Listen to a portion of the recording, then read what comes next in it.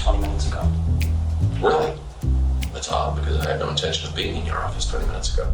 The audition for House is nothing like other audition stories. And they were impatient to get on with it, so they'd only let me do it once. Not only due to the nature it was shot in, Actually, we're going to go to get drunk, to be honest. or the reception of the casting directors, Yeah. He looks really handsome with the scruff and the hair. but because Hugh Laurie, now synonymous with Dr. House, Hi, Dr. House. Hello, girl whose name I don't remember. was one of the very last considerations for the role. As an actor, I have been a disastrous auditioner. I think I've only ever got 2 roles out of 1,000 auditions. We read a lot of people, and we've been offered it to a number of people. Gary Sinise, who wound up doing CSI New York. Patrick Dempsey, I think we offered it to. We'd had a few English guys audition, and Bryan Singer finally had said no more English actors because the TV schedule is just crazy for the accent to get around that. Not only is Laurie British, but he faced another problem with the show's creator. I watched a lot of his comedies and I thought they were brilliant, and I was a massive fan, and when I was told he was going to audition for this part, I went, oh, I hope I get to meet him, but he's completely wrong for this part. Excellent. I can see it now. The Nun and the Hun. Jeeves. I have an idea. Nay, an inspiration. It's easy to see Laurie as wrong for the part, although you can see traces of House if you really look. Yes, I imagine it probably is very serious. But giving your address to a policeman, on the other hand, probably isn't so serious. Or is it? Perhaps the law's changed since I last looked. When Laurie was faxed the audition script, he barely knew what he was auditioning for. They only trusted me with 3 pages. I was making a film in Namibia in Southern Africa at the time, and I got and also faxes are rather complicated things down there. So 3 pages was all I got. Hugh did not know it was the lead of the show. It wasn't called House then, it was an untitled pilot.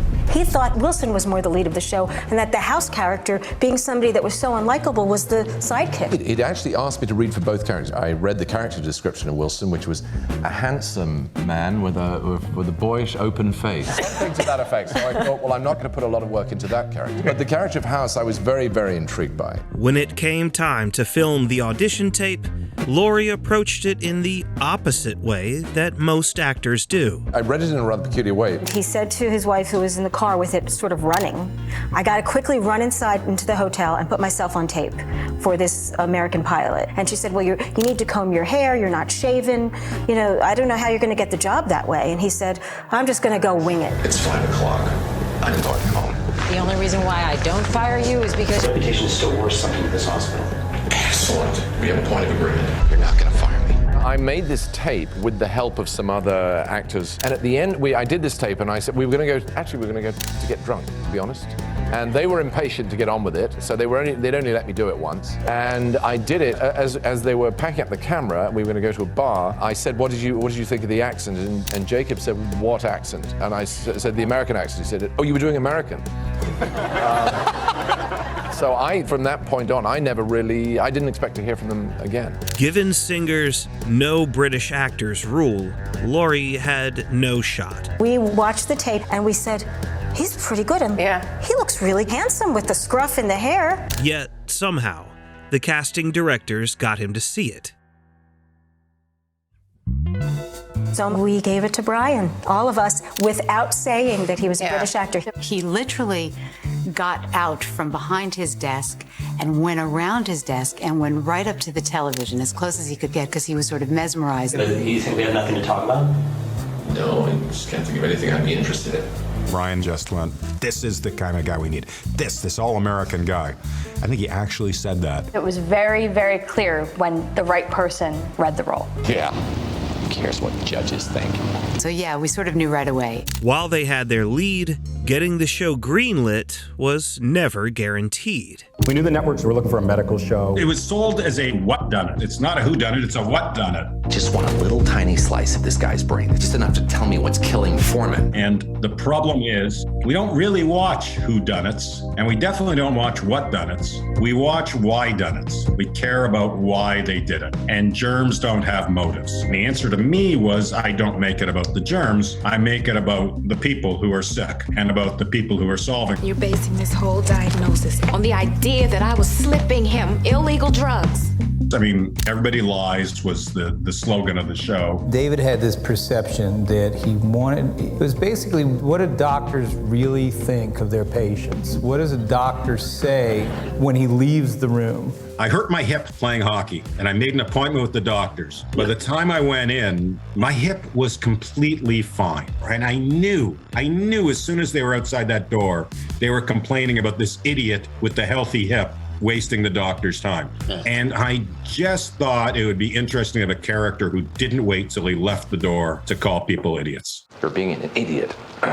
The more I started thinking about it, the more I started relating that to this character, and so the name came from that. Shore had turned a run-of-the-mill medical procedural into an abrasive, character-driven social commentary. House was me getting up on a soapbox every week and spouting my views of the universe through this character. A few hundred parents like you decide they'd rather let their kid die than cough up $40 for a vaccination. Believe me, prices will drop really fast. I've always been a huge Sherlock Holmes fan. He was never solving the cases because he cared about his clients. I haven't even been on a date. Right.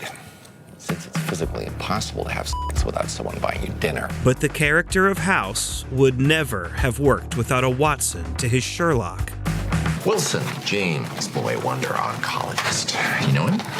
You know, in some cultures, it's considered almost rude for one friend to spy on another. Contrary to Laurie's first impression, Wilson was the straight man sidekick to the eccentric House, and that was exactly what the boyish Robert Sean Leonard liked about him. It's fun to be the guy, not the guy, but the guy counts on. It's kind of, I like that role. It's a good role. It's a fun role. When he came into audition, Leonard reunited with director Bryan Singer, who he had met years ago through his Dead Poets Society co-star.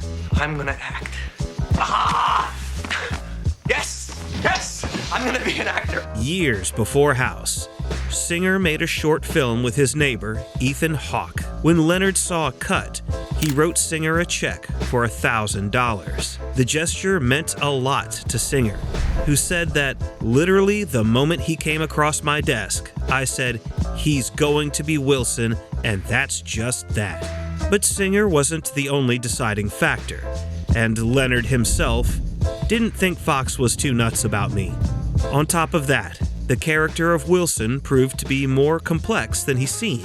I actually choose to be with him, as opposed to everyone else on the show has to be with him. Shore put it bluntly. I think there's something clearly wrong with Wilson. There has to be something about this guy that would make him be friends with House. You dosed me. Yes, I did, but only because you didn't trust me, the best friend. The network wanted Leonard to play the character as a kinder, nicer foil to House. Singer left to give him the note, but Shore thought it was a bad idea. Officer, if you want to give me a ticket, I totally understand. Singer agreed that it was a terrible note, but he had a simple solution. We'll have him read it that way, we'll get him the part, and then we'll do it our way later. I was the guy who bailed him out. That's how we met. I was in jail. Leonard got the part, and he played it the way Shore really wanted. I've been more passionate with my great aunt. Mabel? Up high. We done here? Played a sex worker on West Wing. Can I ask you something?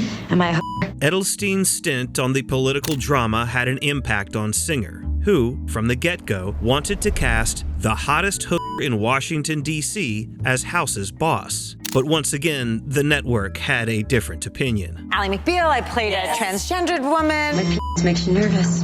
This was the role that stuck with the president of Fox Entertainment, who said she looked like a man. Singer insisted, and the network relented, giving Edelstein the mostly sophisticated role of the show's Dean of Medicine. Your point, beyond just trying to make Chase wet himself, seems to be that the hospital faces liability here. Well, thanks for clearing that up. I was in England at the time, and I got this fax through. Mine was 6 pages, funnily enough. And it was for, I think he was like a 35-year-old radiologist. You're not my doctor. Are you Dr. House? Thankfully, no, I'm Dr. Chase. I was like 24, and I was like, oh, you know what? I rang up my agent. I was like, you know, I'm really sick of going in for stuff that I'm just not right for. But, like Laurie, Spencer was drawn in by the pages and gave his audition tape his best shot. A couple of weeks later, they said they loved the test, but they didn't want to fly me out. So being the, what do you call, like enigmatic young person that I am, I decided to take a gamble and I bought the ticket and flew out and rang them up and said, all right, I'm here, bring me in. Dr. Chase, how are you? When I first came to the States, I stayed in the hospital and stayed there and got a bus, you know, to auditions. Jesse's role, he was supposed to be this, rich kid. I hired Chase because his dad made a phone call. Chase's father was a doctor. My father is a doctor in real life. We read everyone. Everyone. But until him, he wasn't the right person. It was my idea. Jesse actually tried to have an English accent in the pilot episode. But Hugh stamped that out after one read-through. One read-through. Never forget Hugh's face at the read-through. And I don't know if I was murdering that accent as well, or he didn't want to hear it because he was doing American. It was one or the other. According to Hugh, his biggest challenge in doing the role was the accent. So we talked about going Australian, which hasn't really been done on American TV, and we thought it would be a good idea. She thinks she rode him to death. I told her 22-year-old men don't die of sex. I hope you got some specifics on exactly what was going on. It's a girl who thinks it could kill you. It's worth knowing about. I almost didn't go to the audition. Who's gonna hire me to play a 32-year-old immunologist? I was 24 years old, and it was like pouring rain, and I didn't know if I had time to prepare properly, and I didn't want to go in and do a bad job for Bryan Singer. And yet, Morrison's biggest competition for the role was actually herself? After being given little to no input on Leonard's casting, the network demanded to see more options for the role of Cameron. I guess Bryan that night, they had said, he was like, that's her. They're like, Bryan, you have to see everybody else. You can't. Singer recalled that he sent them reference tapes from 3 girls. One I don't remember, and there were 2 others. One was a blonde girl, and the other was a brunette. And both were Jennifer Morrison. When I walked in the room, I had dark hair, because I was doing Mr. and Mrs. Smith at the time. The tape that they sent, I had blonde hair. Singer insisted that he didn't know he'd sent Fox 2 auditions from the same actress. He said, all right, you guys are right. There's one other actress I like. There's this blonde girl. I'll test her against Jennifer. Fox replied, Bryan, we didn't appreciate your joke. Singer shamelessly explained himself. Well, she must be perfect for it. If we want this not to get in the way of our friendship, I think we both have to apologize and... We're not friends. We're colleagues. Omar Epps met Bryan Singer in New York. He was the second person to meet on the role, and it took the entire process of reading other people and figure things out to finally get him to test that last day. It's about your ego. But we always kept Omar in our sights. You wouldn't let it go. You were like, it's described this way, as this character with a past. I can't just break into someone's house. Isn't that how you got into the Felkers' home? Singer insisted that the character of Foreman be formidable, because everyone else House can abuse. Oh, how do I abuse you? How do you not? Epps already had a strong resume, including a stint as a doctor on ER. 2 days is all I asked for, son of a bitch. But more importantly, he just had a presence. According to Singer, Omar Epps is the kind of cool that House can't be. Foreman rounded out the ensemble, but the question remained, would they be enough for viewers to tolerate such an unlikable protagonist? He didn't try to be liked, and the show didn't try to be liked. We weren't doing great. Our numbers weren't great. Our viewership wasn't great. You have a cane. Nobody even likes you. But it was better than anything else on Fox. House spent the first half of season 1 on the brink of cancellation, and then the show started airing after American Idol. They called us up thrilled because we had retained 43% of the American Idol audience, which was apparently very good. And then the next week it was like 45%, and then 48%. And then by the end of the year, we were retaining 90% of the American Idol audience. By season 3, House had earned its highest ratings yet. To Shore, that made it the perfect time to turn the show upside down. The ratings were still going up, but we wanted to do the right thing. We didn't want to get a phone call from the network saying, shake things up, shake things up. We wanted to make changes in the show on our own timetable. For 3 years, House has solved the most difficult medical mysteries with the help of his team. Now, You're fired. So there's my 2 weeks notice. My resignation letter. It just felt like a very real thing to happen to this doctor. It almost felt unreal that they would just keep staying with him and then putting up with the crap. Dr. Greg House is hiring. By the end of 6 weeks, one of you will be gone, as will 28 more of you. We knew we were sort of boxing ourselves into a corner, having all of House's team quit. House just doing job interviews sounded entertaining for about the first 45 seconds. True to the character, House turned it into a high-stakes mind game, auditioning 40 doctors Survivor style and eliminating them episode by episode. Thank you all for coming to Tribal Council. House is not the type of guy who would interview 42 people and hire 3. He would hire 42 and fire 39. Even the actors were kept in the dark about who'd actually survive. We just decided the only way to deal with it was through having a sense of humor. So we just laughed through the first 12 episodes. We all voted. Yeah. The whole staff ranked them 1 through 5, and then we tallied them up and the averaged them out, and the averages were like all the same. They were all the same. It was really hard. We were just like, I don't know, life imitating art, or it became literally Survivor for us to decide who are we going to keep, because it was just, they were all good. I think we were fortunate in that you could have, if you stuck 40 and then decrease that number of actors in a room in any other situation, you'd probably have people who didn't necessarily get along. We all got along shockingly well. If any of the actors got a call that David and Katie were on the phone, they knew they were sunk.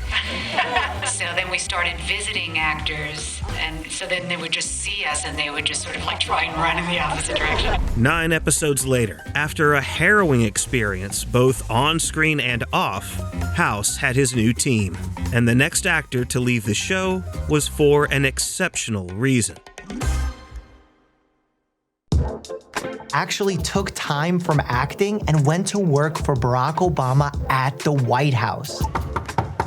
Kuttner, it's 4 minute 13. I applied after having worked on the Obama campaign for about 1.5 years. By putting my resume online on this website, I told my manager. I mean, he was like, okay, you're going to take a sabbatical and work at the White House if they call you? I said, yeah, this way I know I'll be qualified if they call. Of course, nobody called. Months go by. I got invited to speak at the Lincoln Memorial as part of the inaugural concert. Mrs. Obama comes over and she says, very casually, hope you stay involved. And Dan, my manager, goes, well, he applied for a job, right? And she goes, what do you mean? Would you apply for a job? I fired you. No, you didn't.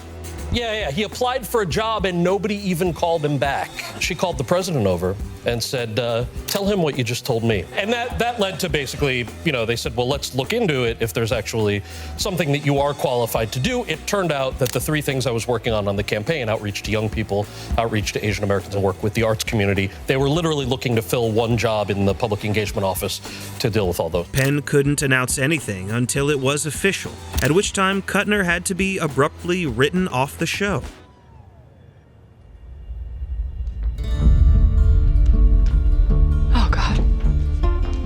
But the way he was written out was one of the show's most shocking plot points. He didn't say anything to any of you. After Edelstein refused to take a requested pay cut after season 7, she would also have her very final scene. And without Cuddy, House was, in every sense, limping towards its conclusion. So after the difficult negotiations between season 7 and season 8, I thought I made it clear, I did make it clear, that if I don't know for sure that there's a season 9 by the fall, there's not going to be a season 9. Ultimately, House would end with season 8. I wasn't going to do a happy ending. I also didn't want to do just a miserable ending. By golly, I hope it's satisfying, Yeah. because that'd be an awful shame to come this far and then fumble it at the last, trip over your shoelaces just within sight of the finishing line. For a guy who barely turned in a one-take audition on a whim, it was a bittersweet ending. I think this story is more about taking your shot